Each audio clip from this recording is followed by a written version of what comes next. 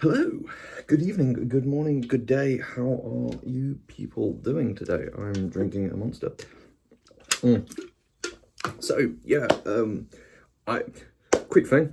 I'm going to be recording a lot of videos this week because with Monster Hunter coming out next week or in about a week's time, I'm going to be focusing a lot of my time on that. So there'll probably be some videos on Monster Hunter when that comes out. And I also another thing.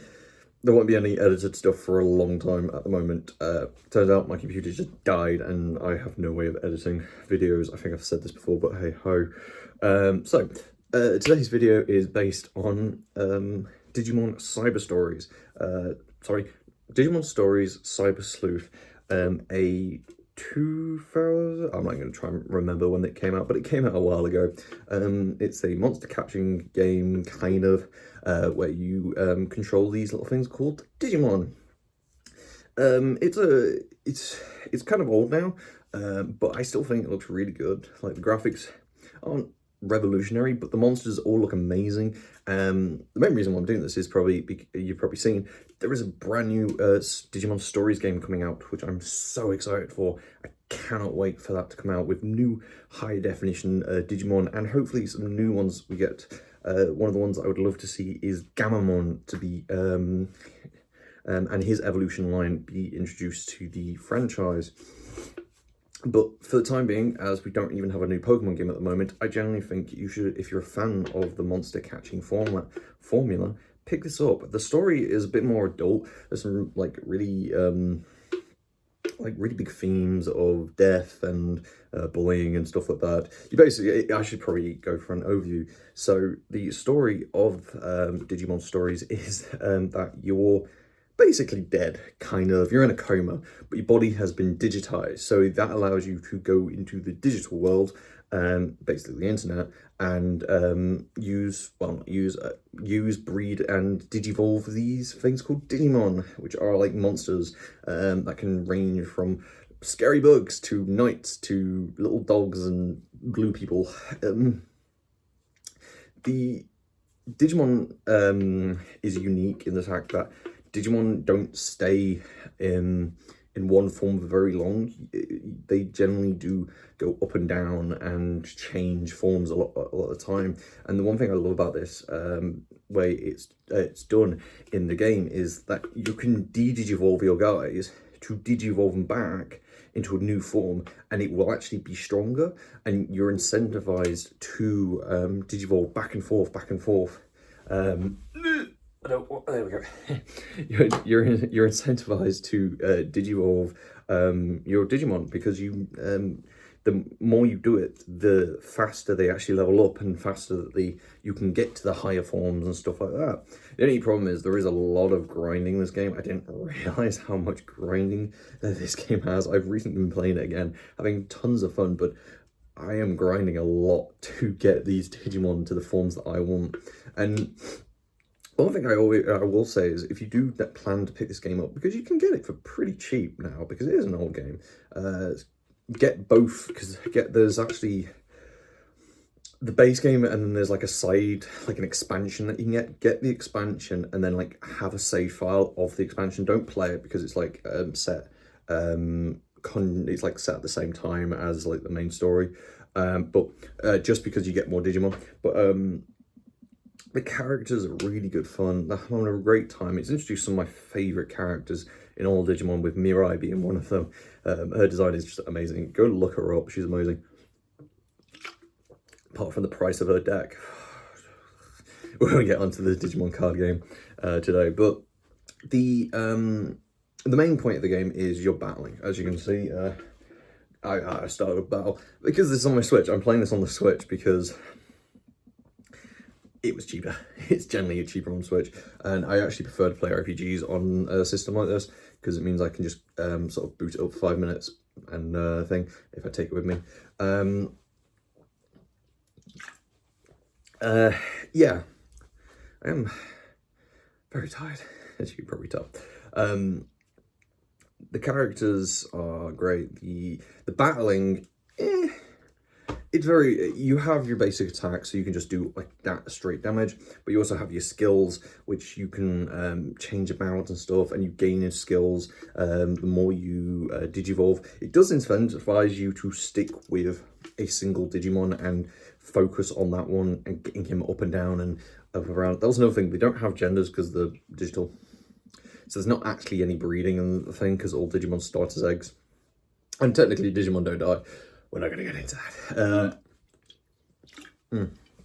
So far the story is interesting. It's very, you know, you do a lot of side stories in this, which are like you're basically a detective, so you take on a lot of detective stuff. So a lot of the time the main story will stop to make you go do these side stories, which is slightly annoying, but nothing you can do about it. But these side stories are actually really entertaining. I've just literally finished one where he's got a virus on his phone. It turns out to be a Lilymon who gets really jealous that he's talking to other girls, and then you end up finding out the guy likes guys, which I thought was very funny and very progressive for the time. It has its moments. It really does. I'm not going to spoil anything more because I generally think you should go experience this, especially if you're a Digimon fan and you've not played this game. Go play it. You fucking have a great time. It's different from like the other Digimon ones where you don't control your Digimon. I like this version of the game. I hope Digimon, the new Digimon Stories game, is like this. It's more RPG. It's you choose what to attack, you choose your abilities, you choose when to do stuff, and you also choose your evolution line. It doesn't just, you have to have your Digimon very happy. You get to choose what form. It does make completing the Digidex or whatever it's called a lot easier, because you can choose which paths to go through, and the designs are just some really cool ideas. It's also introduced me to like a ton of different Digimon that I never knew about. I think that's the best one. And it actually runs well, which is saying something with it being on the Switch. Thank you, Pokemon, for being shite as everything. And you actually generally feel like the people who've made this game actually like the game, unlike Pokemon. I'm never going to let this down. Fucking Scarlet was a shit show. It's annoying I can't say a lot about the game because I don't want to ruin a lot of the game. Most of the time I can just say, it's good. You need to go play this game. It's really fun, very over the top, very interesting. It's a good little RPG as well. I've already put literally 70 hours into the game, so I told you if it's actually any good. My only disgripe that I don't get is I get lost a lot of the time because there's no English in it whatsoever. It's all Japanese, so you do have to read. Me being my dyslexic ass, I can't read very well, and being able to actually, I'm hoping that's something that will change in the new one, is that we do get English voice acting, especially with it being like quite a high, it seems to be a lot of very high performance, very high graphics and stuff. Well, with the advent of like the Korean and Chinese games development being such massively popular, and them having English voice acting, maybe the Japanese can follow suit. Well, this is Bandai we're talking about, and they can't even get their car game out on time. Fucking BT20.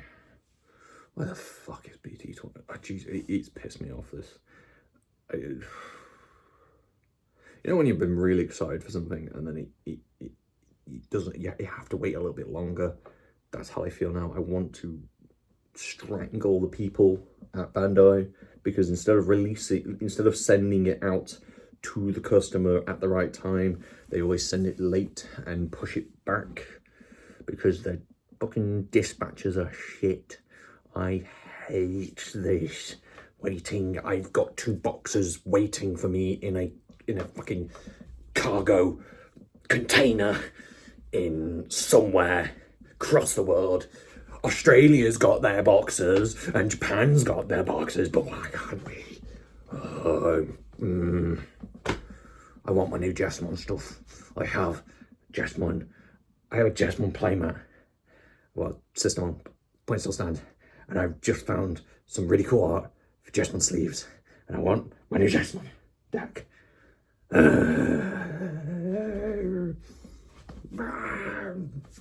This wasn't going to be a rant about Bandai's shitey deliverance of their product, but it's now becoming a fucking rant about this shit. If their games were as bad as that, as how they released the card game, we would never have a game.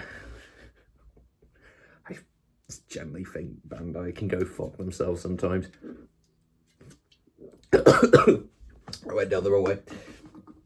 I have to be nice, because if I want to be if I want to one day be sponsored by Bandai, I've got to be nice. This game is very good, you should go play it, but I am not done with the card game yet. Oh yeah, more deck lists coming, because I want to do more deck lists, because I like card games, and it'll probably be not my main focus, but I will definitely be doing them. I don't know why I'm dancing here. I'm doing this while my ear is slowly popping. And I'm gonna go play this now. And what's the word? I'm also gonna play Marvel Rivals. Hey, Marvel Rivals are great because Human Torch is out. I don't know what I'm doing now. I fucking lost it. I'm gonna end the video now because I've lost it. This shouldn't have become a rant, but it did, and I'm happy.